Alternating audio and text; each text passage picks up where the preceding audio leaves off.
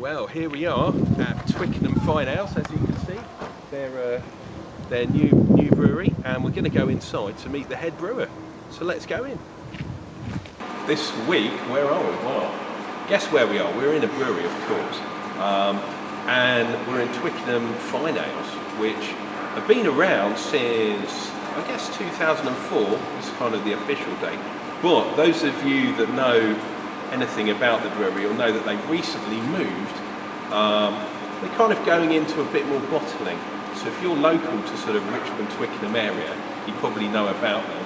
If you're from further afield, you probably haven't heard of them because they have only been doing casks of late, but are recently going into bottling, which is what we're here for, basically. So we've got Stuart here, Stuart Metcalf. He's the head brewer here. And Stu, I guess the question really is, why have you come here? You're only recent to this Twickenham. Yes, I've moved over from WJ King in Watcham, and brought David as well from Triple F. Tom, the previous head brewer, has gone off to Belgium to brew weird and wonderful things. I've been looking for a head brewer job for a little while. This one came up, and I'm from the local area anyway. Came over here, had a look at what they were doing, just moved into this new premises. It's a brewery that's only ever done casks. Right, this is what it's all about then. This is the new bottle, new label as well, for the Twickenham Fine Ales Naked Ladies, and this comes out of one of these bad boys. And there's a bit of a collaboration with another brewery, is that right, Stu? It is.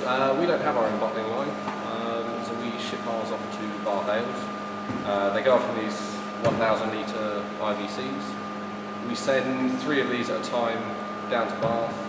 They take the beer out of these into their own conditioning tanks. They drop them bright, filter them, sterile filter them, add stabilisers, bottle them, label them, package them, and then ship the whole lot back to us, which takes usually 8 days from when we send it. And we get 7 or 8 pallets back. These all in boxes of 12. So the recipe is essentially exactly the same, yeah? So it comes straight out of the FB into one of these and then off down to Bath. Yes, the recipe is exactly the same as our cask beer, same ABV as well. Mm-hmm. The idea of sterile filtering it is to keep the taste rather than pasteurising it, which you have various pasteurised beers, they all taste very similar. The proper big, massive macro ones. Yes, we're trying to kill off everything. Yeah, we're trying to avoid that happening. Okay, yeah, that's cool. One thing I was going to ask you, I forgot to ask you this earlier on, was I know you're using, I had a look at the back, there's a lot of Scotch and Nook in here.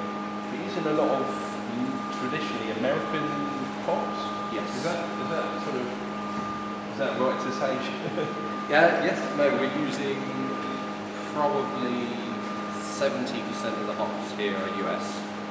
Then the rest are made up of German, Slovenian, and British. The previous head brewer was here for 8 years and was from the States. That might be right. So a large portion of them are from the States. Because I know a lot of some of the other beers I've tried. Have a look on the channel, back catalogue, for some of the other beers that I've tried from various different guises. Yeah, they've all had the sort of, I suppose, the typical American kind of aromas and stuff. Whereas the traditional British beers tend to be a lot more bitter, but don't have so much on the aroma. I mean, Goldings, I guess, is the only exception really that's got the sort of aroma as well as. Yes, it's one hop we don't have here. Oh right, okay. They have no beer at all with Goldings in. Okay.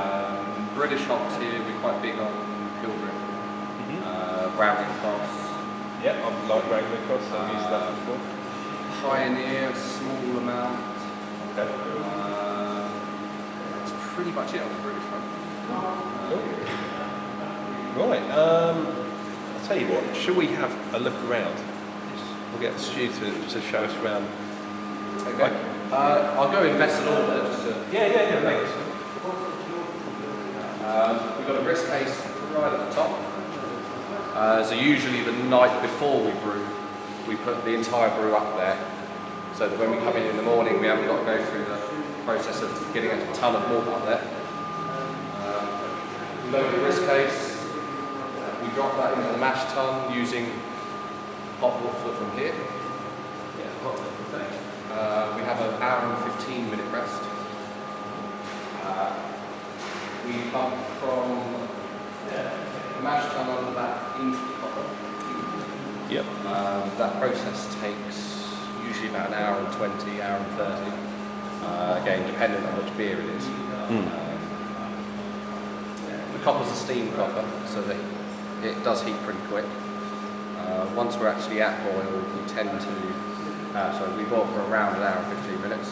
Okay. And then again, we've got another 15-minute stand. And the only time we actually use any flexible hosing here is when we're pumping from here, bottom side plants. We transfer Into one of those. any one of these 3 FVs, depending on which one's empty. We're quite at capacity at the moment, which is why all 3 are full. So tomorrow we'll empty one, and then Thursday we will refill one. Friday again we'll empty one, Monday we'll refill. So we've always got a constant set of full FVs. Are these new? Are these straight from the old brewery, or No. are these brand new ones? Everything in here is brand new as of December. Okay, cool. That was all done by Vincent Johnson, Okay. who's just installed the Truman toilet. Okay. So I know some of the previous stuff. I mean, earlier on you said that one of these tons is a sort of leftover one, but they were bought from another brewery originally, I think. Yes, the old 10-barrel kit came from Springhead in Nottingham. No idea. Then it left us and has gone to a brewery called the Catalan Bandits in Barcelona. Okay. I don't know whether they're using it yet, but it's definitely over there. Yeah, that sounds like we'll probably never see whatever they produce, I reckon.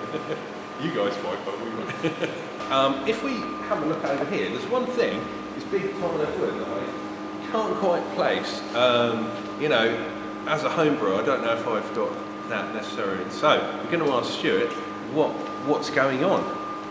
Basically, we are building a bar at the moment, stroke shop. We're going to be selling our draft beer into 2, 4 and 8 pint containers, hopefully from November the 2nd. We're planning on opening up the bar for the England versus Australia rugby match, and then subsequent internationals and the Harlequins games, so mainly Saturdays here. We'll be probably doing 2 draft beers on those, Naked Ladies and Grandstand. We'll be open a few hours before kick-off. We'll have a stillage up behind the bar with a glass window where you can see the office guys. Everything will be kind of roped off and we'll turn this area into a sort of a bar for the day. When it comes to the shop, it's initially going to be Thursdays and Fridays during the daytime and up to 6 p.m. You can just come down as long as you've got a 2 pint container or 4 pint and fill up from there and take it away with you. How about the website? Because I know some people who are kind of watching this on YouTube might be interested in I think you've got Twitter and all that kind of stuff, but the actual website itself, is that going to come forward? Or? The website is down at the moment, it just has a holding page, and that's mainly because of the rebranding. We took it down because it had all of the old brewery on it, and people thought we were a 10-barrel brewery and not a 25-barrel. And they were still seeing the old marketing, so that's been taken down and there's a holding page at the moment. So you'll see that update soon. Twitter account is always rolling, that's me running that. Facebook there isn't one yet, but Dave will be sorting one. And the only other changes you'll see are the pump clips. Yeah, I noticed that. There's a lot of rebranding going on with the pump clips. I mean, Naked Ladies is the sort of, I don't know, that's probably that's the most well-known one. Still got the young lady in the front, but obviously instead of having the photo, I think I got confused because I was looking in the supermarket and there's a brewery called Thornbridge who use a very, very similar kind of picture on some of their, I think they put it on all their brews, but obviously it's a different lady. Yes, I haven't seen that one actually. I know their beers, I've drunk those. Yeah. Have a look, next time you're in one of Waitrose or at one of the supermarkets, have a look at the front, because There's one that's green and it's got a sort of, it's very similar to the old style. Naked Ladies. Yeah, yeah. It's probably not the same. It's probably whatever because they're up north somewhere, I think. So Derbyshire. yeah. So they're probably their own Venetian lady, whoever she may be. Okay. Well, thanks very much, Stu. And here we are in Twickenham Fine Ales. So if you haven't already, go and find one of these, which will be probably in a shop near you very soon. I know Noble Green are probably going to stock them. At the moment, Noble Green and Real Ale and Majestic. And if you wait until after November, you'll be able to buy these Direct from here. Yeah. So when the shop opens. Cool. Okay. Thanks very much.